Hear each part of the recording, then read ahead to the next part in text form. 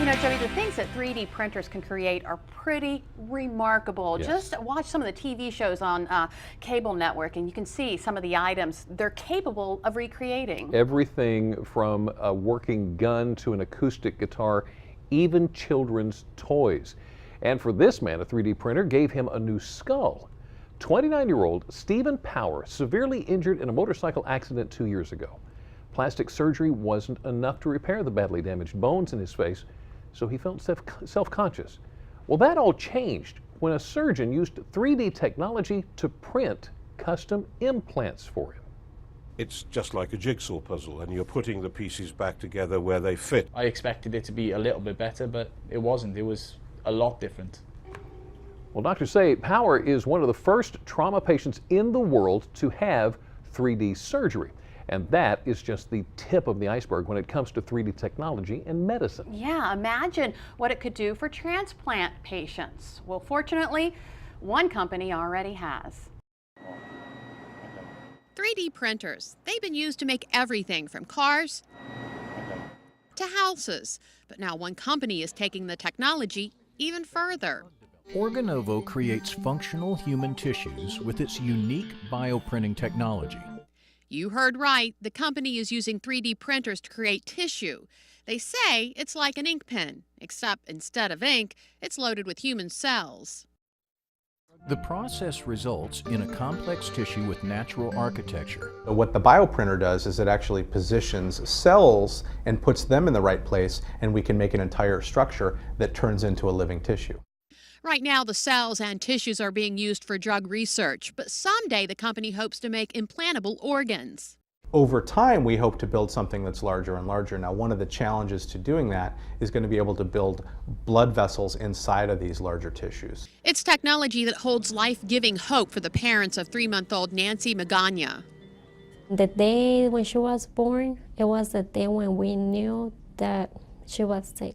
Nancy needed a full lung transplant. She waited 8 weeks before a donor could be found. It's hard to wait when you're waiting because you can see your baby that they're getting worse every day. Nancy received her transplant a month ago. She's doing okay now, but at some point she could need another transplant. The opportunity exists longer term for us to transform and get to tissues that can help folks over the course of years. Murphy says right now his company is focusing on printing small patches of tissue that could be used to repair damaged kidneys or livers. Creating whole organs will be years, even decades off. Still, the hope, however small, of another option means a lot to Nancy's mother. It's another hope. The day she got the lung transplant is like the day she was born. And analysts say the 3D printing industry was worth about $1.7 billion worldwide in 2011 and could grow to $3.7 billion by next year. You know, we're talking STEM all the time. There are actually some high school students that are getting a jump on that technology. They're building 3D printers in the classroom. It's a team effort for the precision machining students. They use manufacturing and math skills to make parts for the printers. The printer parts go as a kit to other schools where the kids will assemble them into a 3D printer, learn how a 3D printer works, learn the basics of it, and learn how to maintain it. Classrooms that use the kits will have the opportunity to come up with designs and ideas. And you know, modern medical technology is used every day right here on Delmarva. That's right. Peninsula Regional Medical Center is already using computer modeling to assist in surgery. Dr. Thomas Brandon is an orthopedic surgeon with Peninsula Orthopedic Associates in Salisbury. He says computer modeling has already allowed us to provide some of our patients with instrumentation specific to their individual anatomy.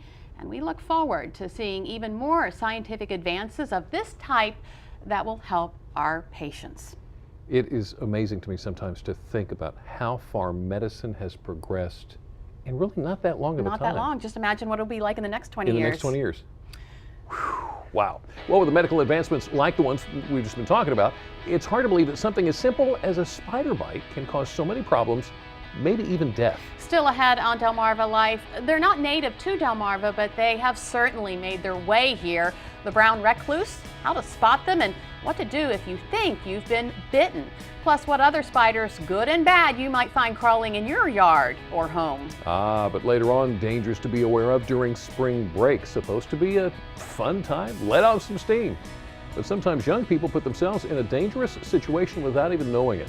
We're going to tell you how to keep your loved ones safe this year and what parents need to remember when it comes to their children's time off with their friends.